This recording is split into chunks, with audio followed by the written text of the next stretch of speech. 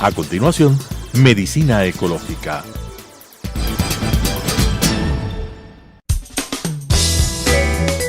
Clasificación A. Apto para todo público.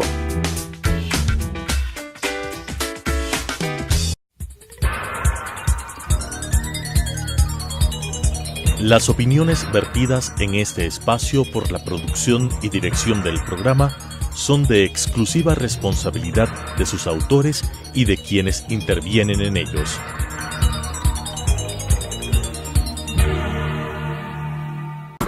Telesucesos Canal 29 UHF presenta Medicina Ecológica, un nuevo enfoque de la salud pública diseñado especialmente para mejorar la salud de todos los habitantes en armonía con la naturaleza.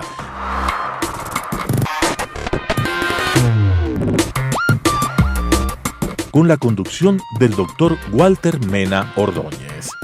Medicina Ecológica. Amigos televidentes, es una enorme satisfacción continuar con nuestro programa Medicina Ecológica hacia un nuevo enfoque de la salud pública. En esta oportunidad tenemos la grata satisfacción de presentar al doctor Adrián Bonilla. Él es el secretario de Educación Superior, Ciencia y Tecnología e Innovación. Esta palabra muy importante que va a dar motivo de muchas conversaciones posteriormente. Hemos preparado en este momento un cuestionario general, diríamos, porque hay tantos asuntos que conversar en torno a la educación superior, la ciencia y tecnología, que una media hora técnica en la televisión resulta demasiado reducida. Primero, y como siempre, vamos a hacer un ligerísimo recuento del significado que tiene el Sistema Nacional Intercultural financiado que estamos proponiendo a la comunidad ecuatoriana para cubrir a los 17 millones de ecuatorianos en materia de salud. La filosofía, los principios, el marco constitucional y legal, el modelo oficial de salud, el modelo de salud popular, fundamentalmente participativo de la comunidad, paquete de servicios, instrumentos para la acción, recursos económicos y talento humano, el cumplimiento de los 17 objetivos del desarrollo sostenible, crecimiento económico, equidad social y protección de la naturaleza en términos intergeneracionales, y finalmente las instituciones públicas y privadas que hacen salud en el país. Estimado Adrián, como ya dije, es una satisfacción tenerte en nuestro programa y vamos a hacer un diálogo relacionado con los aspectos más generales de la educación superior y la investigación en nuestro país. Situación de la educación superior, la ciencia y la tecnología en el Ecuador. Primero comencemos por darnos un panorama, así, en rasgos muy generales respecto de cuál es la situación de la educación superior, la ciencia y la tecnología en el Ecuador. Bueno, muchas gracias, Walter. Encantado de estar en este programa y contigo en esta conversación. Básicamente lo que nosotros tenemos en educación superior es una cantidad importante de universidades y escuelas politécnicas, son 61, y tenemos también una cantidad importante de institutos técnicos y tecnológicos en el país. La educación superior tiene estas dos posibilidades, ¿no? Los muchachos que estudian, las chicas en la universidad, en las ingenierías, en fin, las carreras de pregrado, en universidades y escuelas politécnicas, pero tenemos una educación técnica y tecnológica que se ha ido ampliando los últimos años y que tiene unas proyecciones interesantes para el futuro, puesto que la Ley de Educación Superior reformada le da un estatus parecido en términos del tiempo de formación que el que las universidades otorgan a las carreras de tercer nivel, que son las ingenierías, las licenciaturas. La educación superior tiene en estos momentos alrededor de muy cerca de 500,000 estudiantes entre universidades privadas y universidades públicas, en institutos tecnológicos particulares e institutos tecnológicos públicos, y nos encontramos en un momento interesante porque en el año 2010 se produce una ley que pone fin a varias décadas de desregulación, pero esta ley produce varias distorsiones, ¿sí? Como probablemente muchas personas recordamos, lo que nosotros tuvimos en la década de los 70, de los años 80, de los 90 y la primera década de este siglo, fueron casi 40 años de universidades sin regulación, que produjeron una serie de escenarios que deterioraron mucho la educación superior, que diferenciaron mucho las universidades, que plantearon que esta distinción de universidades buenas y malas a través del, entre comillas, mercado, genera en realidad un deterioro básico de todo el mundo. O sea, no... Solo ese tema ya sería para conversar realmente claro. unas cuantas horas. La desregulación no es que te produjo buenas universidades, ¿sí? La desregulación lo que te produjo son universidades más caras que otras, pero no necesariamente grandes universidades. Esto en términos generales en el Ecuador. En términos generales. Antes de pasar a la siguiente pregunta, me gustaría un aspecto relevante sin duda y que toda la gente se está preguntando en este momento. ¿Qué pasó con la situación de los becarios? 20.000 aproximadamente, un poco más de 20.000 becarios al exterior, 1.000 millones estimativamente invertidos. De eso se dice que de esos 20.000, la mitad ya regresaron al país, pero los estudiantes en un 20% han encontrado trabajo en áreas que no están preparados para ello, que no fueron preparados para ello, y el 80% no tiene trabajo. Dinos, por favor, ¿cuál es la situación? Creo que hay varios elementos que tenemos que considerar, ¿no? El problema del empleo es un problema estructural en el Ecuador en estos momentos y en América Latina. El empleo adecuado es un empleo que en estos momentos se encuentra en un porcentaje insuficiente en el caso ecuatoriano, y lo que los técnicos estadísticos y demógrafos plantean como empleo inadecuado, que está muy asociado a los niveles de precariedad en términos del ingreso, es muy fuerte en el Ecuador, al igual que en otros países. ¿Qué es lo que ocurre? Ocurre particularmente en el caso ecuatoriano que desde el año 2014 hay una retracción, hay una contracción de la economía. Caen los niveles de empleo y caen los niveles de empleo en todas partes. Y claro, en este escenario los becarios que empiezan a retornar se encuentran con una sociedad que no está en expansión y donde el empleo es muy difícil, ¿sí? Esto no tiene que ver con el hecho de que hayan o no estudiado, tiene que ver con una situación económica que va más allá de la beca, ¿sí? Muchos de los becarios, los que fueron auspiciados por instituciones académicas ecuatorianas, retornaron a sus universidades, pero aquellos, sobre todo los muchachos más jóvenes que se fueron sin tener auspicio porque no eran profesores de universidades o que se fueron como consecuencia de altas notas alcanzadas en la secundaria o en la universidad, al regresar encontraron que las universidades ecuatorianas particulares y las públicas no están ampliando el número de contrataciones, ¿sí? ¿Qué hacer, Adrián, frente a este? Bueno, este es un tema que no depende exclusivamente de las políticas públicas en educación superior,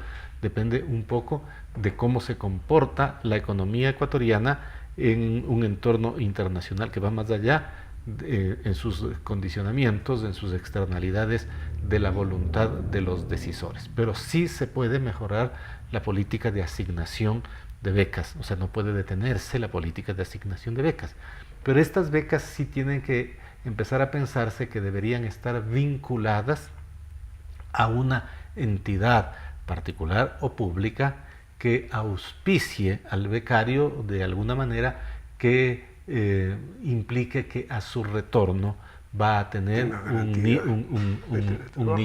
nicho de trabajo, ¿no? Pero para las personas que ya han contraído esa deuda, sí, ¿no? para las personas, no hay una deuda, un becario no contrae una deuda, o ¿no? La posibilidad de que puedan devengar. Exacto, ahí se modificó el reglamento en forma muy... Ya se modificó, de tal manera que se puede devengar la beca, ¿sí? Si es que, por ejemplo, el becario está haciendo una investigación pertinente al desarrollo del país, dentro o fuera del país, si es que tiene una serie de posibilidades de trabajo, aunque sea eventuales, dentro del Ecuador también. O sea, antes era como muy rígido, muy formal, esto caracterizaba un poco toda la política pública anterior en educación superior, y lo que nosotros teníamos es una cantidad de retornados que, además de no tener empleo, no podían justificar que estaban en el país, devengando los años de compromiso con las becas que habían adquirido. ¿Sí? Excelente noticia.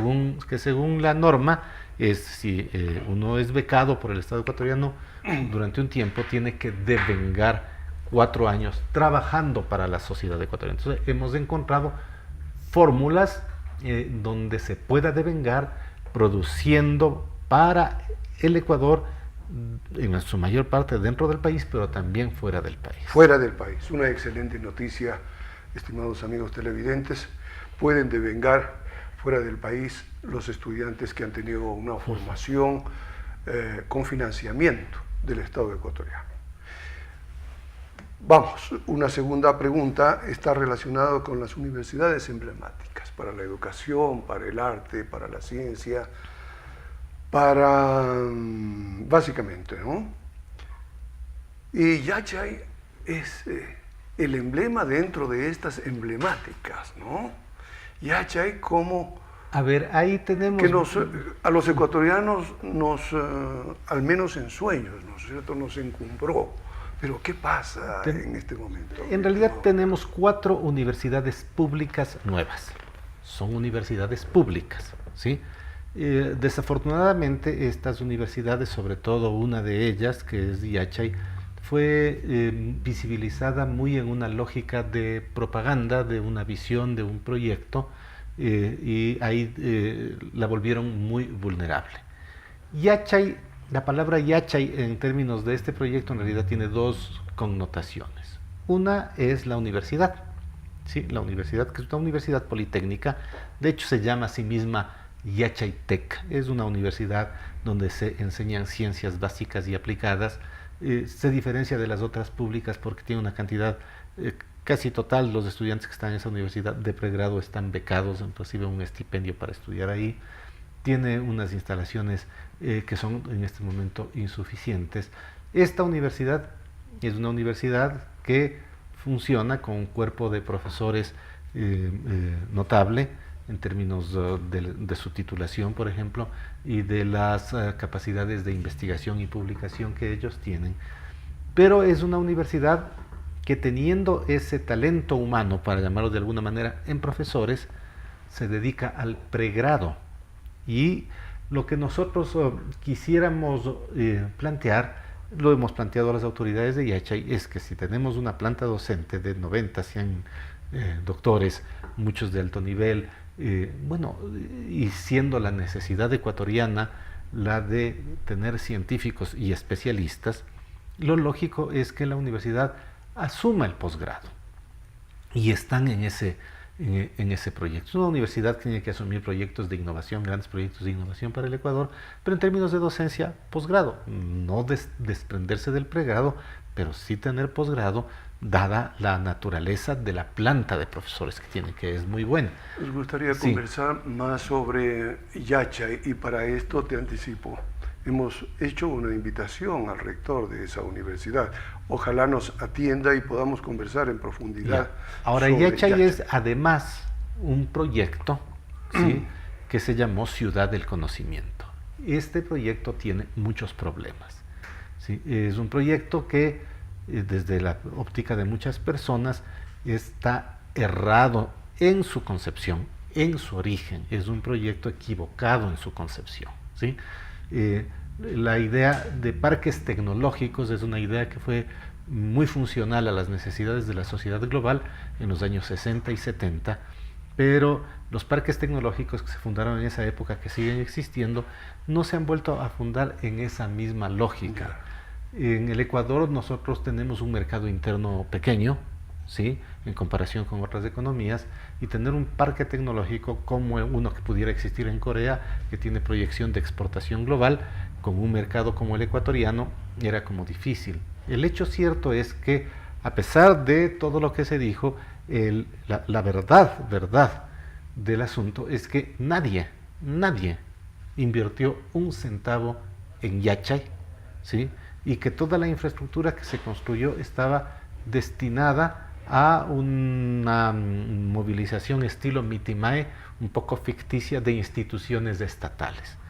Entonces, este parque tecnológico, sobre la base de burocracia que se desplazaba, por ejemplo, la de Cenecid a vivir en Urcuqui, era una ficción, ¿sí? No invirtió ninguna empresa extranjera ni ninguna empresa nacional en la posibilidad de instalarse en ese parque tecnológico. No hubo nunca una tecnología aplicada que pueda funcionar en Yachay, por una parte. O sea, ese es el error de concepción del proyecto, ¿sí? En algún momento la universidad, que era el núcleo del proyecto, dejó de serlo y se volvió como la construcción de una gigantesca y muy cara escenografía, ¿no? En donde teníamos unos edificios que estaban siempre erigiéndose, con unos señores con chalecos amarillos y con casco, ¿sí?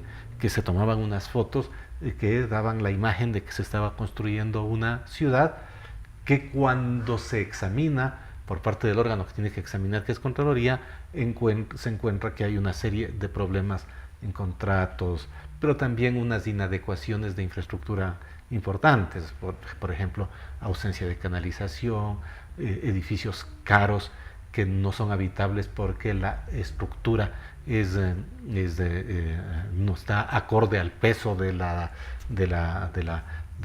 edificación, temas que tienen que ver con contratos, temas que tienen que ver, por ejemplo, con que la fiscalización de la construcción de un par de esos edificios estaba vinculada, había conflicto de intereses porque estaba vinculada a la misma empresa que construía. Ese tipo de detalles que, o sea, estoy simplemente enunciando en forma abstracta, pero hay un informe muy extenso de Contraloría. Entonces, tenemos un problema de gestión administrativa que es muy grave, pero creo que el problema básico que se demostró en la ausencia de inversión, más allá de la fotografía y de la escenografía, es que el concepto era un concepto equivocado para este momento del desarrollo tecnológico del mercado global y del Ecuador particularmente, ¿sí? Por lo pronto, mi estimado Adrián, gracias por responder a esta pregunta de modo general, porque tú lo has dicho, es demasiado extenso el problema. Por lo pronto, hagámosle una prebendición a Yachay. Háblanos un poco del ICIAM, esa universidad. Tenemos otras 3 universidades, ¿no? Estas 3 universidades que se fundaron son ICIAM. A ver, la idea con Yachay es que hay que fortalecer la universidad que existe y proyectarla hacia el posgrado.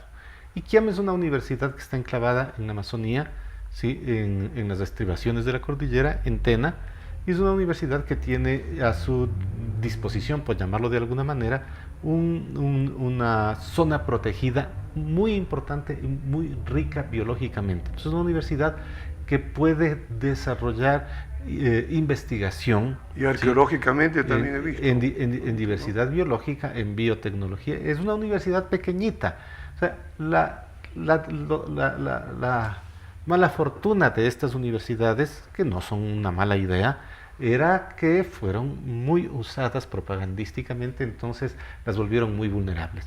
ICIAM no es una instalación gigante, no es una instalación cara, es una instalación adecuada, ¿sí? Para el propósito. Una universidad chiquita, con un presupuesto, si nosotros dejamos a un lado el presupuesto de inversión en construcciones que una universidad nueva tiene, siempre, que parece que es muy grande en comparación con otras universidades que ya están construidas, que tienen cientos o decenas de años de existencia. No, ICIAM es una universidad, tiene un presupuesto muy parecido en términos de su proporción por profesor o por estudiante al resto de universidades del país, y que está desarrollando una serie de carreras interesantes. El problema con ICIAM, que es el problema de la región amazónica, es que los estudiantes de la región prefieren estudiar, esto nos dicen las estadísticas, en los centros urbanos del país más desarrollados o más asequibles.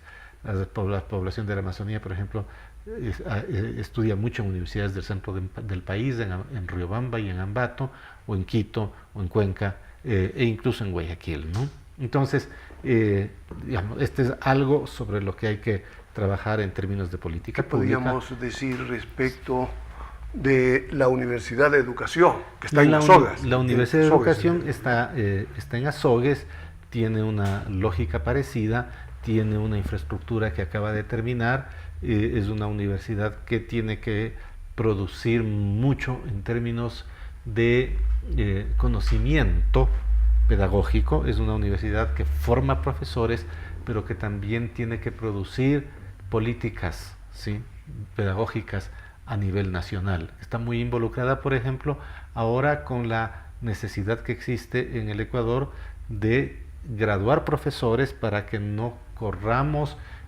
con incumplimiento de la ley. Entonces, porque la ley tiene una disposición transitoria que dice que todos los profesores deben tener tercer nivel, creo que hasta el 2000, no sé si 19 o 20, y ahorita se requieren proyectos masivos de formación de profesores. Entonces, ese tipo de acometida es lo que está haciendo la Universidad Nacional de Educación. Es una universidad que está trabajando, que también que es una universidad pública. Todas estas universidades están ya en la etapa de transición, en que van a dejar de tener en el próximo año probablemente una comisión gestora nombrada por el gobierno para tener su propio gobierno, tal y como dice la ley, y convertirse en universidades públicas, que es lo que son. Con autonomía. Sí, con autonomía, como el resto de universidades públicas, e integrarse. El año pasado hicimos un gran esfuerzo, el antepasado también, para que estas universidades que la sociedad ecuatoriana veían como excepcionales o como un lunar dentro del sistema de educación superior, finalmente se hayan integrado. Ya todas ellas están integradas en el Sistema Nacional de Educación Superior. Una de ellas tiene un rector en la directiva de la Asamblea Universitaria, es decir, ya son parte del sistema.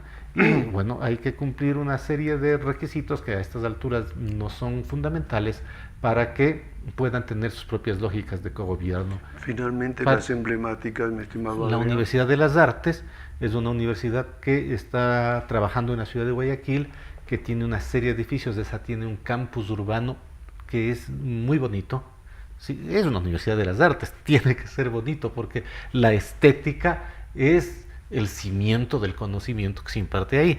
Entonces tenemos a la universidad que funciona en los edificios de la Gobernación del Guayas. Tiene 3 de los 4 pabellones del edificio de la Gobernación que ocupan una manzana pequeña, pero también acaba de inaugurar una biblioteca en donde era el antiguo banco de préstamos, acaba de inaugurar el centro de innovación en donde era el antiguo edificio de la Bolsa de Valores en Guayaquil.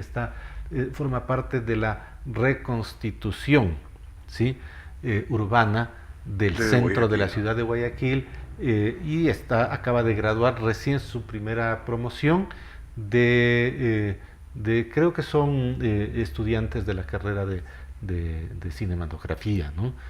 Y está por graduar ya en el resto de carreras, ¿no? Es una universidad que también está trabajando normalmente.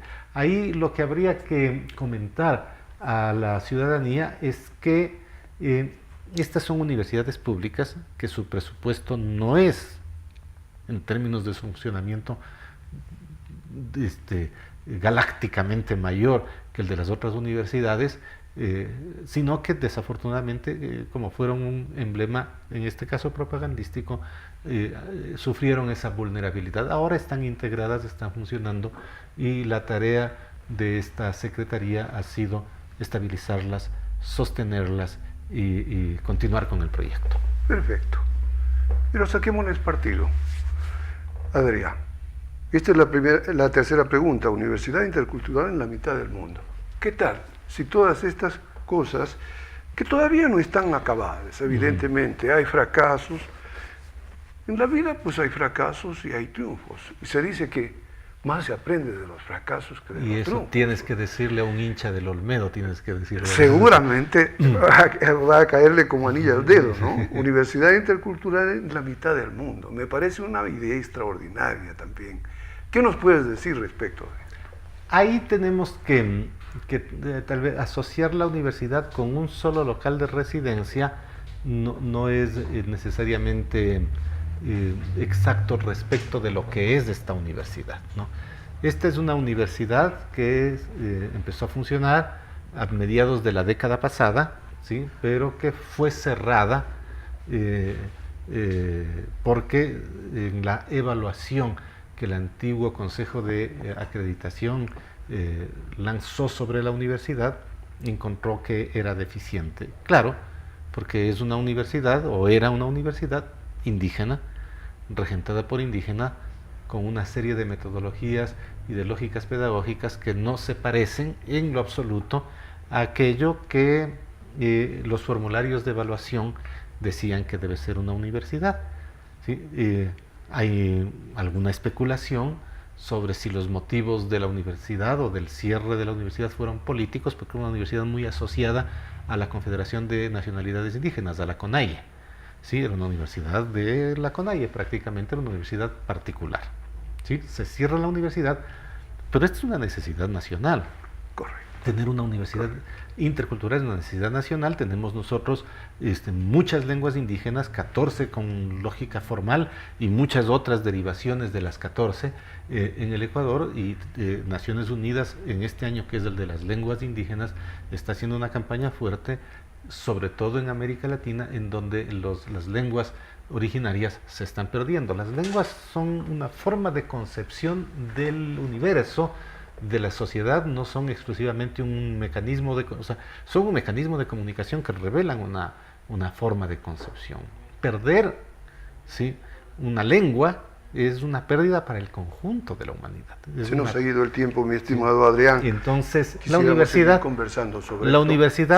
fue rehabilitada por la Ley de Educación Superior, y durante este año nos vamos a encargar de producir el proyecto de tal manera que creemos que en el año 2020 pueda funcionar.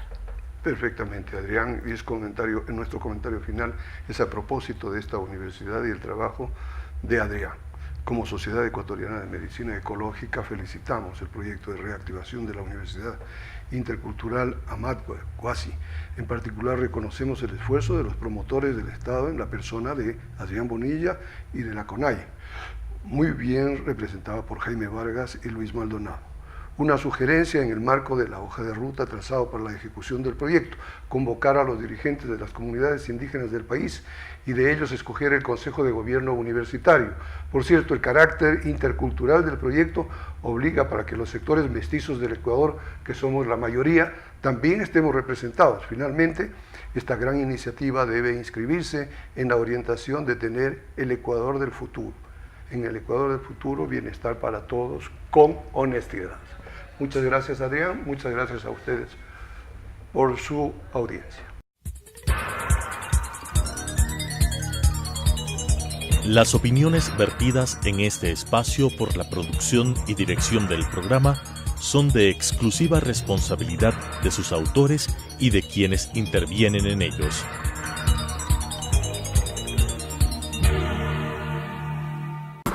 Telesucesos Canal 29 UHF presentó Medicina Ecológica, un nuevo enfoque de la salud pública diseñado especialmente para mejorar la salud de todos los habitantes en armonía con la naturaleza.